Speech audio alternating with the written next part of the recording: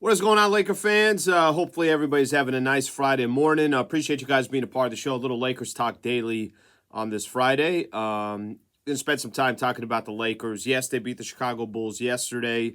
High scoring, very, very high scoring game, but Lakers did what they needed to do. 141 to 132, the final score. 6-game road trip coming up for the Lakers. So I just want to spend some time on what the expectations are for this upcoming road trip, how important this road trip is as well. I mean, go look at the standings, and if you guys haven't looked, ninth in the Western Conference. They're tied with the Utah Jazz. Both teams are sitting at 500. If the Lakers, whatever they do, they're probably going to be around 500. Now, that might be a game or two below, a game or two above. But however these 6 games go, I think it's going to be critical of seeing what happens to them before the NBA trade deadline, what the Lakers think they got to do before, obviously, February 8th, which is 2 weeks from yesterday's trade deadline. So we're going to talk a little bit about that. I do want to mention this, and I think this is something that's important to mention.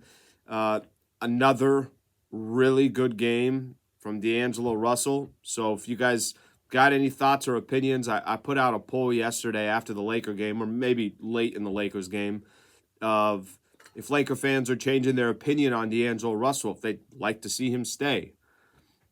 Close to 70% of Laker fans, which is actually a little bit of a surprise to me, are starting to change their tune a little bit. They're saying, no, let's pump the brakes here. Maybe we don't trade DAngelo Russell. So if you guys have some thoughts on that, feel free to do so. D'Lo, another 29 last night, and he's had just some incredible games. I mean, his stats last 5 games, how about a 29, a 27, a 34, a 20, and a 29? Who the hell would have thought DAngelo Russell all of a sudden is going to turn into this absolute monster on the offensive end? But he's had the green light. He's hitting shots, and he's hitting shots at a high percentage. So it's not like it's bad. He's shooting for volume, but he's not shooting for efficiency. No, he's doing a little bit of everything. Okay, so as far as the road trip goes for the Lakers, look, all these games are important. Obviously, anytime you're hovering around 500 and you're trying to avoid that play-in tournament like the Lakers are, of course these games are going to be important. But I think this trip is so critical for a couple of reasons. First off, January, we thought they're going to be able to gain ground because they were going to be home basically from January 1st all the way to January 26th, which is today. We thought the Lakers were going to be home. Well, that's clearly it didn't go as planned. Let's just put it that way. Remember, they started the month losing to Miami and Memphis. There's 6 losses, and there's 6-6 so far in the month of January with really just one road game, and that was at Utah. Their losses: Miami, Memphis, Phoenix, Utah, Brooklyn, and the Clippers. So certainly a couple games there that were so winnable that you would have expected them to win.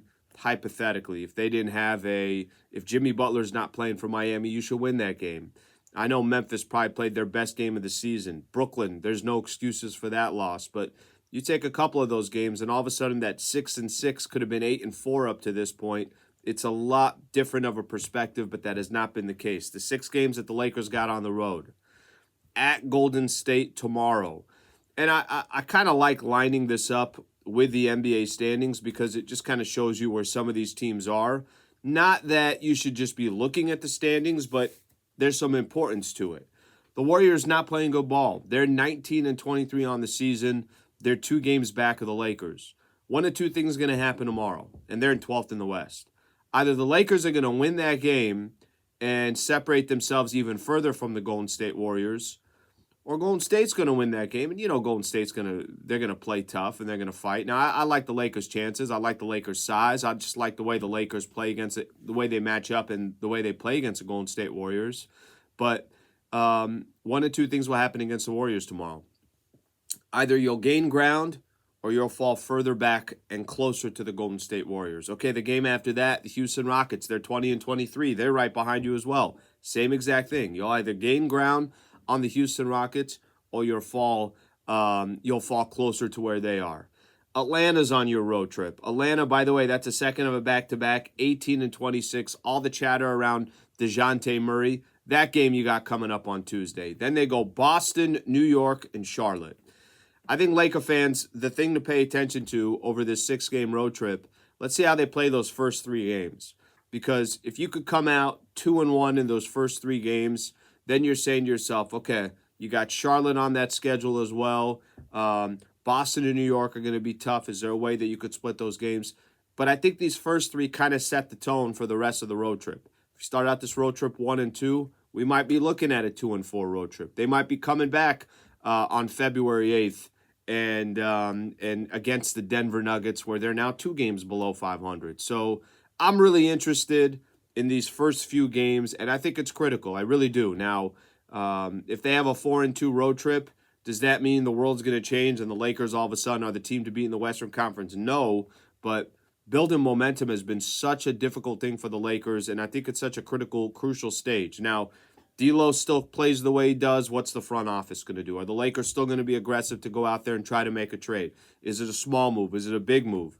There's a lot, obviously, riding on the table here over these next couple of weeks. So get off to a good start. We won't be doing a show again, obviously, until Monday. So when we get here on Monday, by the time we get to Wednesday, you're already 3 games into that road trip. So let's see how the Lakers start things off against the Golden State Warriors tomorrow. I appreciate you guys being a part of the show. Please subscribe to the channel. We're talking Lakers all day long today on 710 ESPN. So tune in for that. Plus all our football chatter as well. A couple of big games coming up on Sunday, so we'll be talking about that as well. Thank you, Lake fans. Appreciate it. Please subscribe to the channel.